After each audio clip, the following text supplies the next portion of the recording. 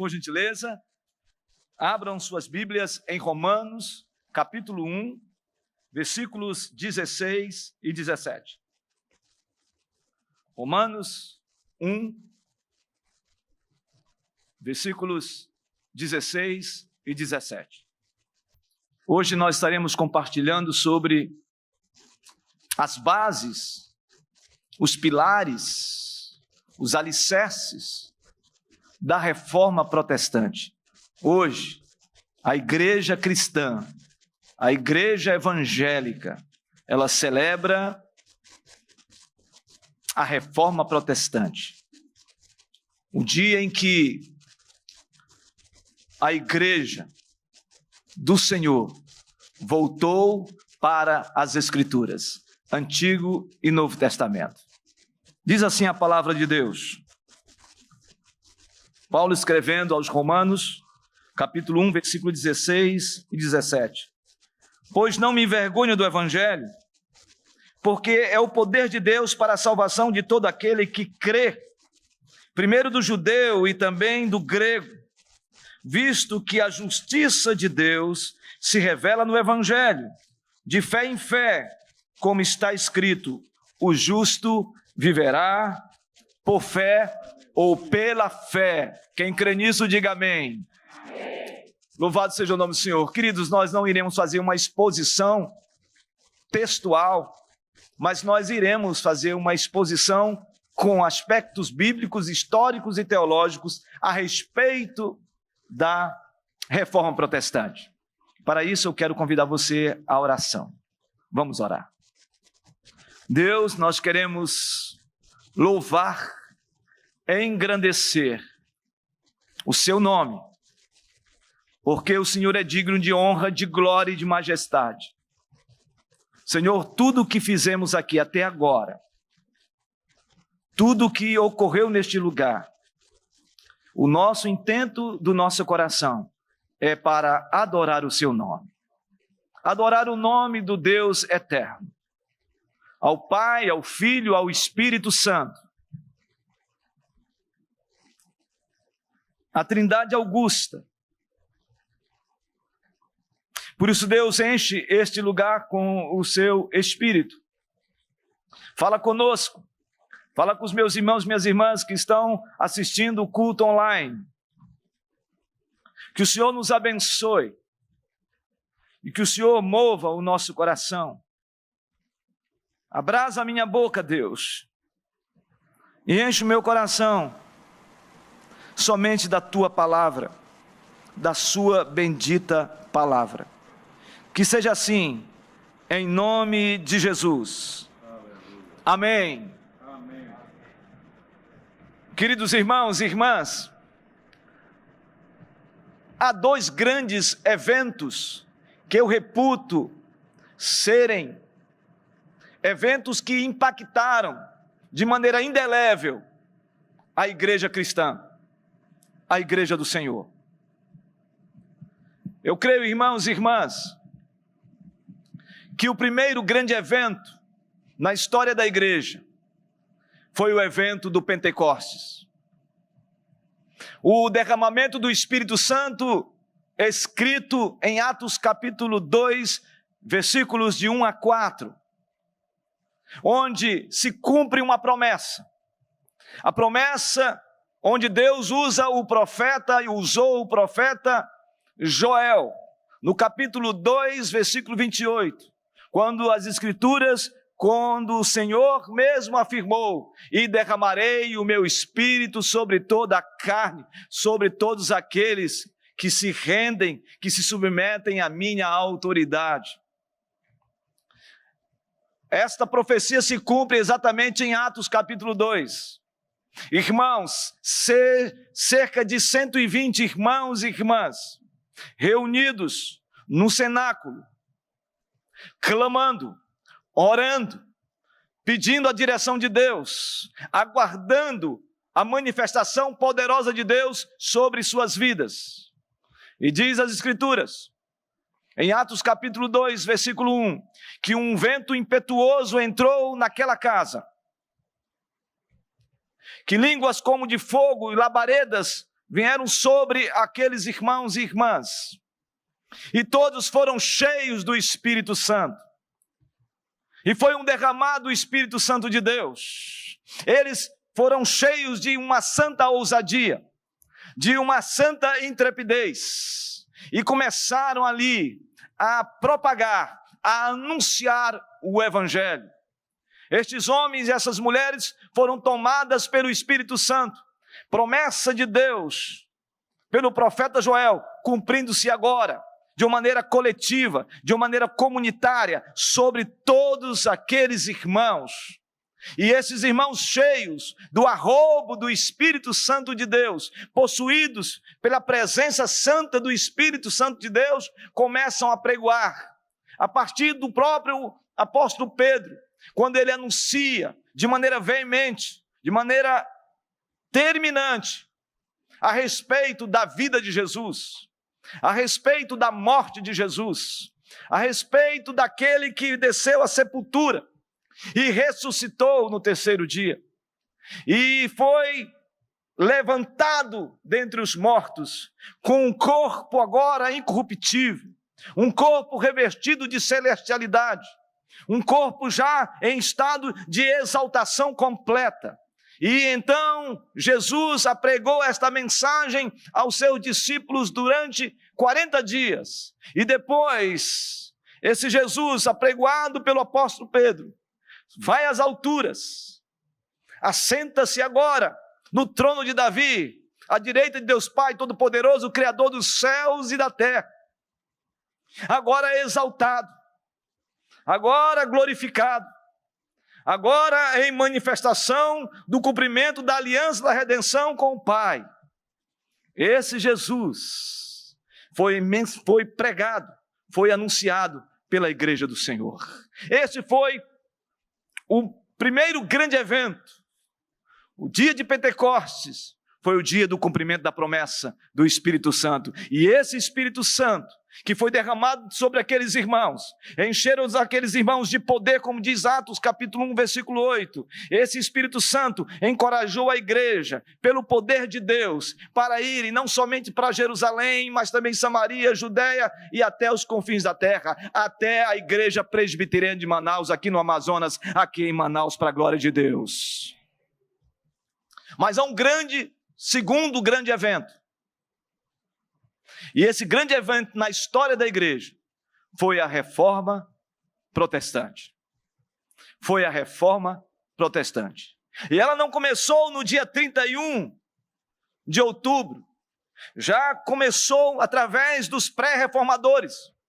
Homens cheios do Espírito de Deus, incomodados exatamente por causa da situação em que a igreja estava vivenciando. E é importante a gente observar que até o século V ou V, nós encontramos uma igreja que vivia duas eras importantíssimas. A era dos mártires, onde homens e mulheres, por causa do Evangelho, foram mortos, foram queimados, foram entregues aos leões, foram totalmente postos em cruzes que muitas vezes saía de Jerusalém e chegava a Roma, onde esses cristãos, esses que professavam o nome de Jesus, eram colocados exatamente nessas cruzes, e então jogavam betume sobre essas cruzes onde estavam os corpos, e queimavam para iluminar à noite a caminhada, muitas vezes, dos soldados romanos até Roma. Mas depois veio a era dos pais da igreja, onde esses homens, Deus dando autoridade, dando clareza à luz das Escrituras, combateram heresias nesse tempo. Mas a partir do século V ou do século V até o século XV, nós encontramos uma era conhecida como a Era das Trevas, a Idade Média, onde a igreja entrou numa espécie de sombra. A igreja entrou num estágio onde o profano e o sagrado se miscigenaram. Houve uma espécie de promiscuidade entre o Estado e também a religião. Houve um período onde os conchavos políticos, religiosos, tudo estava integrado. E nesse período, a igreja deu mais valor à tradição do que à palavra. Deu mais valor às encíclicas papais do que à palavra. E começou então um movimento dentro da igreja, com as suas tradições, acrescentando dentro da própria vida orgânica da igreja romana, a adoração aos santos, a adoração a Maria, transformando Maria em mediadora, fazendo com que houvesse orações pelos mortos, o purgatório sendo enfatizado como uma teologia romana, e também, por que não dizer, as indulgências, a compra do perdão de pecados. E tudo isso era um arcabouço que estava dentro da igreja. Ninguém tinha mais acesso às Escrituras. O povo não tinha acesso às Escrituras. O povo não tinha conhecimento. E o povo estava sendo conduzido exatamente pelas tradições religiosas. E alguns homens, chamados pré-reformadores, se posicionaram a respeito disso, como Jerônimo na Itália, que começou a proclamar arrependimento de pecado à luz da palavra de Deus. E por causa disso, ele foi morto e esquartejado.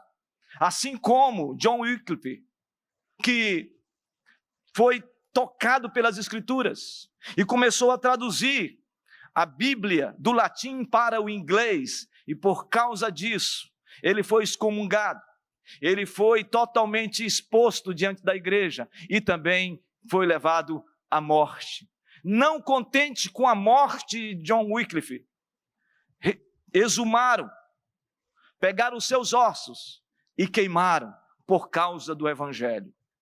E finalmente John Hus, John Hus, exatamente este, que foi discípulo de John Wycliffe, este homem também proclamou o Evangelho na Boêmia, falando das Escrituras, que a igreja precisava voltar às Escrituras, que abandonasse todo tipo de adoração a ídolos, que abandonasse todo tipo de indulgências, que abandonasse todo tipo de orações dos mortos, que abandonasse e voltasse para a palavra de Deus. E por causa disto, este homem também foi excomungado. Este monge foi excomungado e foi colocado também diante de uma fogueira e queimado na fogueira. Antes da sua morte, John Hus disse: vocês estão hoje matando um ganso, porque Hus significa ganso, mas daqui a 100 anos, Deus há de levantar o cisne e vocês não irão matá-lo. Meus irmãos, minhas irmãs, isso aconteceu em 1415. E então, 31 de outubro de 1517, depois de 100 anos, Deus levanta um monge agostiniano chamado Martinho Lutero, onde este proclamou, onde este promulgou, deflagrou a reforma protestante para a glória de Deus. Aleluia. Agora, gostaria de fazer algumas observações a respeito da história deste homem chamado Martinho Lutero. Martinho Lutero, um professor de teologia, um homem com um cabedal filosófico e teológico, mas profundamente religioso e místico. E havia uma profunda inquietação na sua alma. Ele envidava todos os seus esforços para sentir o perdão dos seus pecados. Ele se autoflagelava. Ele orava 2 horas por dia e confessava os seus pecados para o seu padre, porque ele entendia de que o perdão dos pecados era fruto do autoflagelamento, ou então das suas obras meritórias. E então ele era enfático, e ele atormentava até o próprio padre. O padre, não aguentando mais Martinho Lutero, de tanto ele confessar os seus pecados para ele, ele disse: Martinho, eu não aguento mais. Faz o seguinte, pega todos os teus pecados e traz tudo de uma vez só para que haja confissão, para que haja paz, para vocês observarem o torpor, tormento que angustiava, que agonizava a alma de Martinho Lutero. Mas um certo dia, este homem abriu as Escrituras, e este homem então se deparou com o livro de Romanos. O livro de Romanos tem como tema central a justificação pela fé. E no livro de Romanos, no capítulo 1, versículo 16 e 17, ele leu esta passagem, especificamente o versículo 17.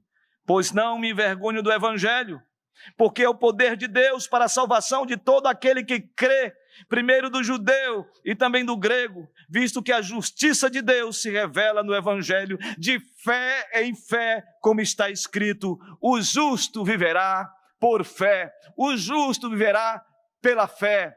Quando Martinho Lutero é impactado com esta palavra sobre a justiça de Deus, sobre a graça de Deus, sobre a justificação pela fé, esta que foi mencionada e compartilhada aqui pelo pastor Wellington, no capítulo 5, quando diz: justificados, pois, mediante a fé, temos paz com Deus por meio do nosso Senhor Jesus Cristo. Ou seja, quando a justiça de Deus, quando a justificação por causa da morte de Cristo na cruz, a morte vicária de Jesus na cruz, o seu sangue derramado, aplacou a ira de Deus. Nós éramos inimigos de Deus, nós tínhamos esse ato de inimizade contra Deus, mas Deus, pela sua infinita misericórdia, aprove enviar o seu Filho, e na cruz do Calvário, quando o sangue dele foi derramado, esse sangue nos purificou de uma vez por todas do nosso pecado de morte eterna, e hoje nós temos a vida eterna. Esse texto impactou poderosamente Martinho Lutero, e ele disse: não são pelas obras, não é pelo ato meritório do homem, não é pelo meu esforço que eu alcanço a salvação, mas a salvação tem como instrumento causal a fé. E aí então nós podemos entender o que está escrito em Efésios capítulo 2, versículo 8 e 9. Porque pela graça sois salvos mediante a fé. Isso, irmãos, é importantíssimo. Foi pela fé que nós fomos agraciados, não pelas obras, para que nenhum de nós nos gloriemos. É isso, irmãos, que nós temos que ter segredado no nosso coração. Foi isso que segredou no coração de Martinho Lutero. Nesse interstício, nesse intervalo, nesse interim, eu quero contar-lhe uma história paralela. A história dessa igreja romana, numa crise profunda moral, numa crise profunda quanto ao pecado, mas também vivia uma crise econômica. Então, o Papa Leão X instituiu as indulgências para que eles pudessem continuar construindo a Basílica de São Pedro. E para isso, ele então entendeu que as indulgências poderiam ser um caminho para arrecadar fundos. E o que ele fez então? Levantou os seus líderes em todas as regiões e enviou-os para várias regiões, para vários países, para apregoar as indulgências. As indulgências, na verdade, é a compra do perdão dos pecados. E assim esses homens começaram a apregoar. E um desses homens, Johann Tetzel, monge, foi enviado para a Alemanha. E ele chega na Alemanha e começa a propagar as indulgências. E começava a anunciar dizendo: vocês podem ter o perdão de pecados, pecado de morte e os seus pecados. E para isso, vocês precisam receber esta certidão, esse certificado, esta indulgência. Quem confessar, quem comprar estas indulgências, poderão ter os seus pecados perdoados. E não só isso, os seus pais, os seus filhos, seus familiares que morreram, mesmo aqueles que morreram, que talvez estejam no purgatório, vocês podem comprar essas indulgências para que eles tenham os seus pecados perdoados e que possam entrar nas portas dos céus. Mais ainda, ele disse, mas há uma indulgência de que você pode ter o perdão de pecados eternamente, para sempre. E aí então tinha exatamente a indulgência, o certificado do Papa Leão X, dizendo que se você comprasse com tal valor, você então poderá ter os seus pecados perdoados para sempre. E esta era a mensagem. Martinho Lutero, com o coração compungido, com uma clareza profética, com um sentimento apologético, quanto às Escrituras e quanto à salvação e quanto à confissão de pecados, ele vê tudo aquilo, e no dia 31 de outubro de 1517, ele apregoa, afixa 95 teses contra as indulgências, contra a compra de pecados, a confissão de pecados, promovida pela Igreja Romana. E nesse sentido, este anúncio impacta não somente a região, mas impacta também toda a Alemanha, porque foi no dia 31 que ele afixou as 95 teses na porta do castelo de Wittenberg, a igreja do castelo em Wittenberg. E aí então, no dia 1º de novembro, dia de Todos os Santos, um feriado, onde as pessoas saíam publicamente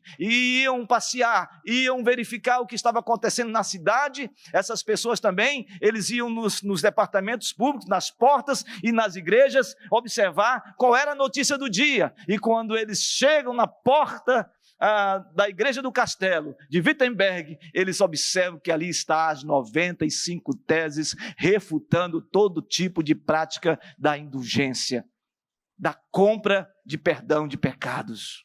E isso, irmãos, foi algo tão forte que propagou em toda a Alemanha. Mais ainda, este homem é levantado pelo Senhor, nosso Deus, para que, usando da graça de Deus, começa a traduzir as Escrituras, agora do latim para o alemão, para a língua alemã. E sabe de algo muito interessante? Que esse período foi um período de confluência, foi um período da renascença, foi um período de uma grande descoberta, a descoberta da imprensa, em 1450, a descoberta da imprensa por Johann Gutenberg. E então ele se apropria da imprensa para fazer com que os manuscritos sejam agora replicados para toda a Alemanha. E o povo então tem acesso às Escrituras. Agora o povo tem acesso à palavra de Deus. Agora o povo tem acesso às Escrituras sagradas. Agora o povo pode ser alfabetizado pela própria Escritura, pelo Antigo e Novo Testamento. Esse povo agora tem acesso somente à palavra de Deus como sendo instrumento de salvação, de libertação, de regeneração, de justificação do povo. E isso impacta toda a Alemanha, e não só a Alemanha, mas a França, mas a Suíça e todos os Países Baixos. E então começa a reverberar esta mensagem do Evangelho, a mensagem proclamada através das Escrituras, que Jesus Cristo é o Senhor, que Jesus Cristo é o único Salvador, para a glória de Deus Pai Todo-Poderoso, Criador dos céus e da terra. Pois bem, isto posto, nós podemos agora falar sobre os pilares, falarmos sobre os alicerces que estão embasados na cristologia, na pessoa de Jesus, que os reformadores, a partir desse ato dos reformados como Lutero, como Calvino, como Zwinglio, como Melancto, como esses homens que Deus deu autoridade e conhecimento nas Escrituras, agora, após toda essa dinâmica, os reformadores começam a estruturar esses pilares. cerca de 200 anos, eles começam a unir, fazer um sumário desses alicerces, que são os alicerces da reforma protestante. E para isso, nós temos o que nós chamamos hoje de as 5 solas. Os 5 somentes. E essas 5 solas são exatamente as bases, os alicerces da nossa caminhada como igreja do Senhor. E o primeiro sola, ou a primeiro argumento desse alicerce, a primeira base é sola escritura, ou seja, somente a Escritura. Esta é uma palavra categórica. Os reformadores estão dizendo, somente as Escrituras, somente a Escritura sagrada, ou seja, não é Escritura mais tradição, não é Escritura mais a palavra do Papa, não é Escritura mais a palavra do bispo, não é Escritura mais a palavra do pastor, não é Escritura mais a palavra do apóstolo, não é Escritura mais a palavra do missionário, não é Escritura mais a palavra de um evangelista ou quem quer que seja. É somente a palavra de Deus, porque a própria Escritura, ela se explica por si mesma. Essa é a hermenêutica mais profunda e mais clara para a igreja. Se você quer interpretar as Escrituras, você seja iluminado pelo Espírito Santo de Deus, porque ela mesmo vai se revelar a você naquilo que Deus quer revelar à sua vida através das Escrituras. As Escrituras, ela é um instrumento claro para o vigor da igreja, ela é a estrutura motriz para o avanço do Evangelho, para que sejamos firmados na fé. Irmãos, a palavra de Deus, ela é infalível, a palavra de Deus, ela é inerrante, a palavra de Deus, ela é infinita, a palavra de Deus, ela é inspirada, foi soprada pelo Espírito de Deus para a igreja, e nós somos iluminados por esta palavra, para que possamos seguir em nome de Jesus. Somente a fé, sola fide, ou seja, somente a fé, é a fé. A fé é um instrumento causal da nossa experiência com a palavra, com a nossa salvação. A fé salvadora é um ato exclusivo de Deus na minha vida e na sua vida. Foi Deus que imputou a fé em nossos corações. Se nós nos movimentamos, é porque a fé salvadora nos alcançou. Deus colocou isso dentro de nós para que tenhamos convicção de quem somos e a quem pertencemos. Mas, a partir desse mover desta fé salvadora, nós agora vivemos intensamente a fé operante. A fé salvadora nos leva a ter uma fé operosa. Você não veio aqui nessa noite, você não abriu você não está conectado hoje aqui simplesmente online por causa de um desejo fortuito de você ou de todos nós aqui. O que trouxe você aqui foi exatamente esse movimento de fé que Deus já imputou no seu coração. O que faz você resistir às intempéries da vida é essa fé que Deus imputou na sua vida e na minha vida. Essa fé operosa é que nos faz caminhar. Sabe, irmãos, esta fé nos faz observar entre o ordinário e olharmos o extraordinário. Esta fé que foi imputada em nós faz com que a gente tenha consciência de que existe um mundo natural e um mundo sobrenatural.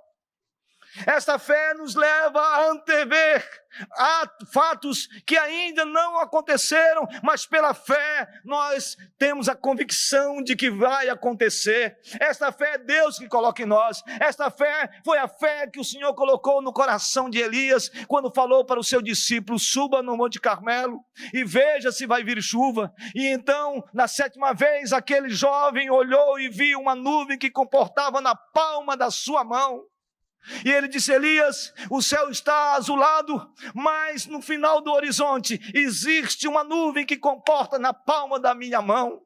Ele disse: avisa ao rei Acabe, porque eu já estou vendo o barulho de chuva, o céu vai enegrecer e vai cair chuva serôdia depois de 3 anos e 6 meses aqui em Israel.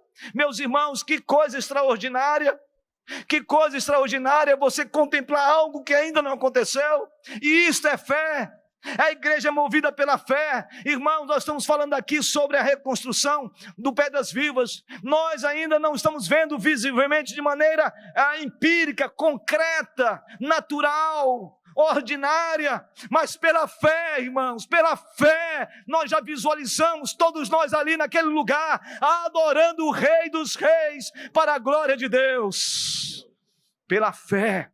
Talvez você esteja almejando algo que aos seus olhos hoje, você esteja talvez angustiado, sofrendo, passando por uma luta, seja uma crise financeira, seja um problema familiar, seja um problema conjugal, seja um problema com o filho, seja qual for o problema que você está enfrentando. Talvez o seu coração esteja moído, mas nessa noite a minha oração é que você seja cheio do Espírito Santo, que você seja envolvido por esse ato de fé, crendo pela fé, dizendo: esse problema está na minha frente, mas pela fé eu já vejo uma nuvem que vai se transformar numa chuva serôdia sobre a minha casa, sobre a minha família, sobre os meus sonhos, sobre os meus projetos, sobre a minha vida, em nome de Jesus. Somente a fé, sola gratia, somente a graça, é pela graça, os reformadores tinham essa consciência. Sabe, irmãos, no ano 416, houve um concílio, chamado Concílio de Catargo. Nesse concílio, um líder chamado Pelágio começou a falar de que o homem não vive sob o espectro do pecado adâmico. Ele tem que viver antes do pecado de Adão. Então ele é livre. Ele pode cooperar com as coisas. Ele pode obter pelos seus próprios esforços e atos, de uma maneira sinérgica com Deus, a salvação.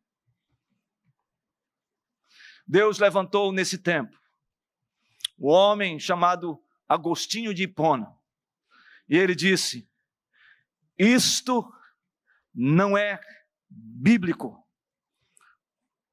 O homem é um homem que está sob a sombra da depravação. O homem é pecador. O homem é frágil. O homem tem consciência dos seus atos pecaminosos. O homem vive em profunda degradação moral, espiritual. E por causa disso o homem precisa da graça de Deus. É pela graça de Deus. A salvação é um ato exclusivo da graça de Deus. É um ato voluntário, intencional, deliberado de Deus para conosco. A salvação, irmãos e irmãs, é um presente. É um presente de Deus para mim e para você.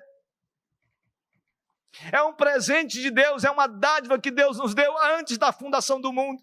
Eu não compreendo isso, mas nós entendemos pela fé de que eu e você fomos restaurados, fomos predestinados, fomos elegidos, fomos escolhidos antes da fundação do mundo por causa da graça de Deus. Não é pelos meus méritos, não é pelo seu mérito, mas é pela graça de Deus, irmãos e irmãs. Sabe, nós vivíamos longe de Deus, mortos em nossos delitos e pecados, como diz Efésios capítulo 2, versículo 1.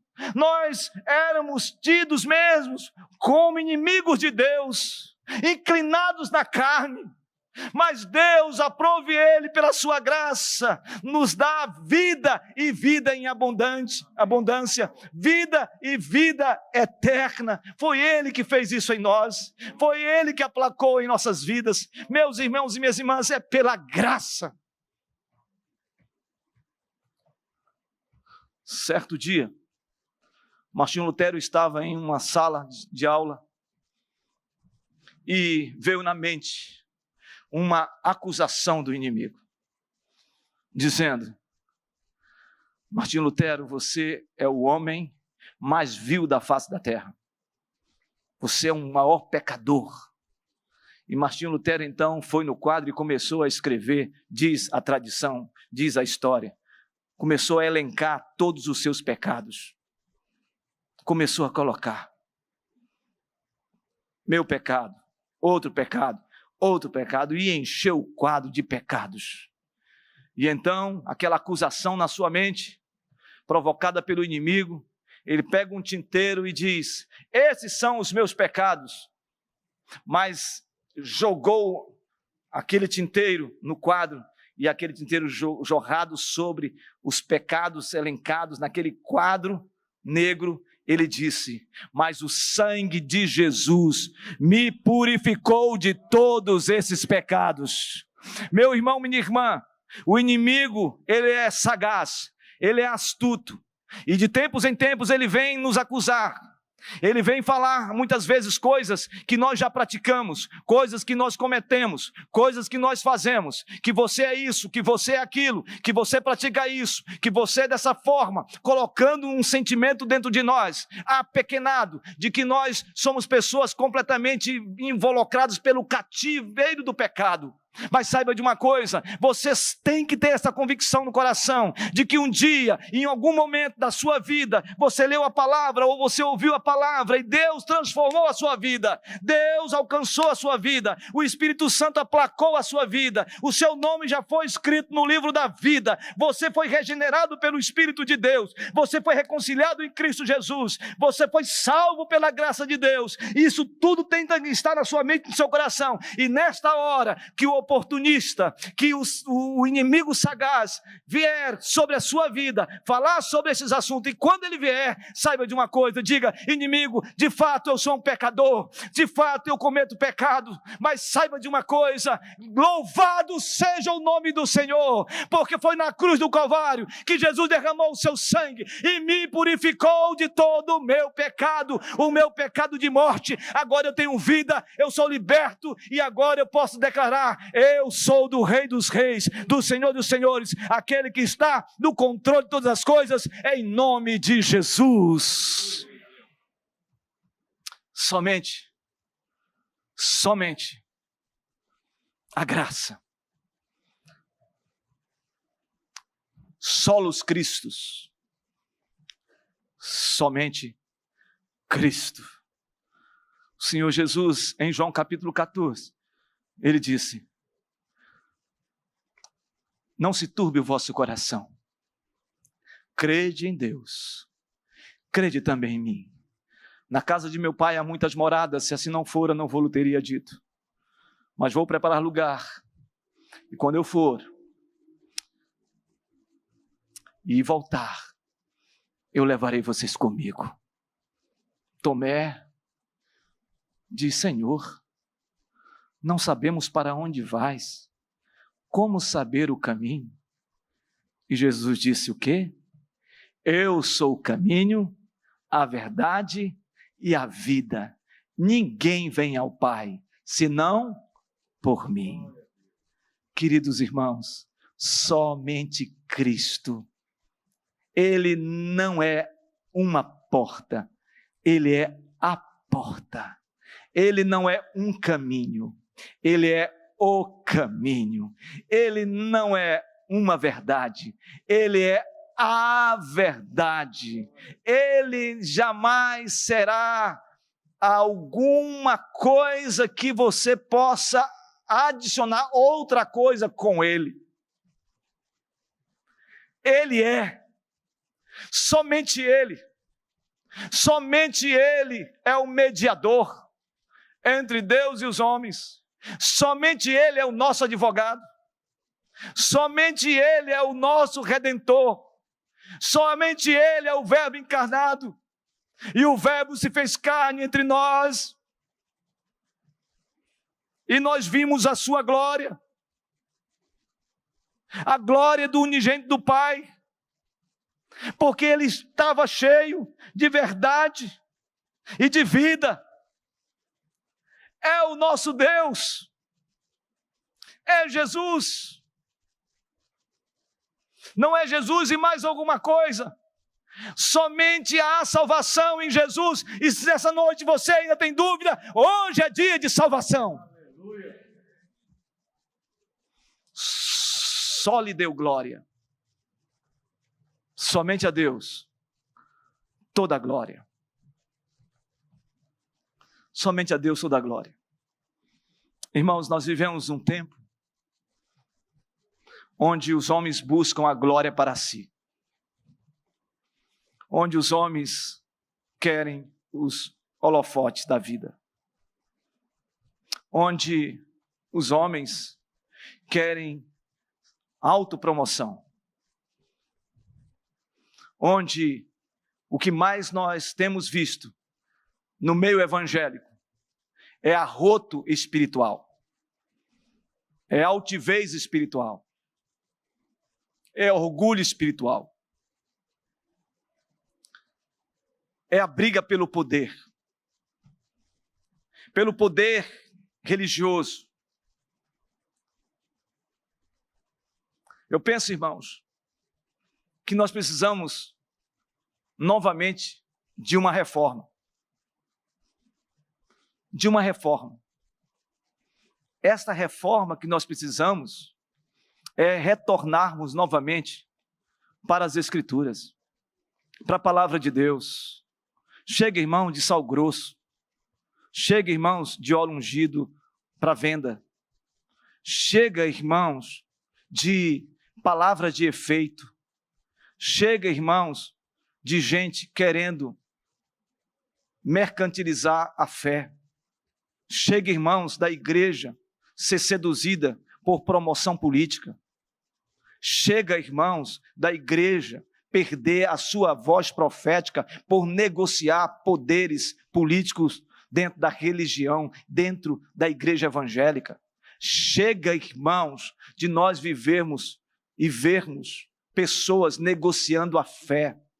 A igreja, ela precisa voltar às Escrituras, à palavra de Deus. Os nossos púlpitos têm que ser púlpitos cheios do Espírito Santo, com unção de Deus, com autoridade profética, que não negocia, que não seja palanque de promoção pessoal, mas os nossos púlpitos sejam todos cheios da presença de Deus e que somente a palavra de Deus seja apregoada e pregada. Somente esta palavra precisa ser pregada de capa a capa, de Gênesis a Apocalipse. Esta palavra precisa ser anunciada com clareza, esta palavra precisa ser anunciada com autoridade espiritual, esta palavra precisa ser anunciada, o Deus que habita e que reina em nossas vidas, este Deus poderoso já se revelou, Ele se revelou na palavra de Deus, irmãos.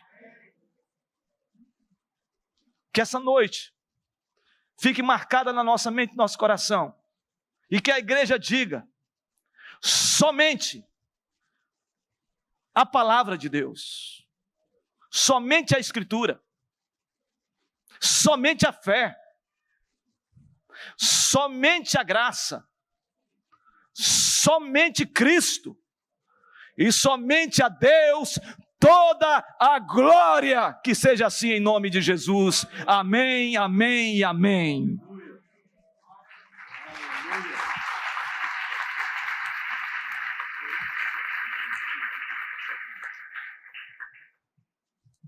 Vamos ficar de pé? Você que está, pastor Hélito está sendo movido pelo Espírito Santo, e eu creio nisso. Eu quero fazer 2 orações aqui hoje. Eu quero orar primeiramente, se há alguém aqui que necessita professar publicamente a sua fé em Jesus, dizendo: eu quero receber eu fui tocado pelo Espírito Santo, eu quero me render nessa noite a Jesus Cristo. Há alguém assim? Pode levantar a mão agora, não tenha receio, você está na casa de Deus. Há alguém aqui, independentemente de que, pastor, eu tenho 10 anos de igreja, não importa, mas se você teve essa convicção hoje, pode levantar a sua mão em nome de Jesus. Pode levantar e você não vai vir à frente, nós vamos respeitar os protocolos. Há alguém aqui? Pode levantar a mão. Nós vamos orar daqui mesmo. É agora. É a hora. Louvado seja o nome do Senhor. Louvado seja o nome do Senhor. Agora há alguém aqui também que quer ter uma reconciliação, uma restauração da sua fé nessa noite. Levante a sua mão, por favor. Levante a sua mão. Levante a sua mão. Pode levantar. Aleluia. Aleluia. Levante a sua mão. Fique com a sua mão levantada. Deus, o Senhor é o Salvador. A sua palavra diz claramente de que aquele que está em Cristo é nova criatura. As coisas velhas se passaram e eis que tudo se fez novo. Nós cremos assim, Senhor. Hoje é noite de salvação e o teu povo está confessando. Meu Deus, nós clamamos agora. Ó Espírito Santo de Deus. Ó Espírito Santo de Deus. Aplaca agora a salvação. Tua palavra diz que quando uma pessoa se arrepende dos seus pecados e reconhece Jesus como Senhor e Salvador, ó Deus, há júbilo nos céus. Nós celebramos o júbilo do Senhor agora, neste lugar. E que, ó Deus, o Senhor cele esse meu irmão, essa minha irmã, agora, em nome de Jesus. Mas Deus, há tantos irmãos e irmãs também aqui, que estão se reconciliando, restaurando, se renovando no Senhor pelo Espírito Santo. Eu te peço, Senhor, faz esta obra agora, seja aqui no templo, seja nas casas, Senhor.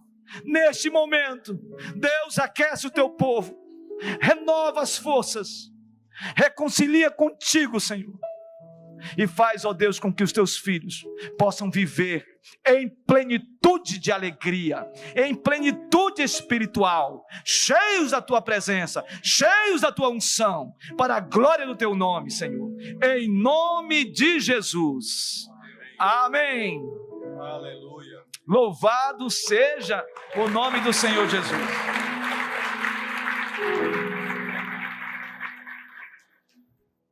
Irmãos amados, passamos um pouquinho da hora. Recebam a bênção, em nome de Jesus. Estenda suas mãos aí para os céus. E a graça do nosso Senhor e Salvador Jesus Cristo, o amor de Deus, o nosso Pai, e as consolações do Espírito Santo do Senhor, seja sobre nós que aqui estamos, e o povo de Deus espalhado em toda a terra, agora e sempre. Amém.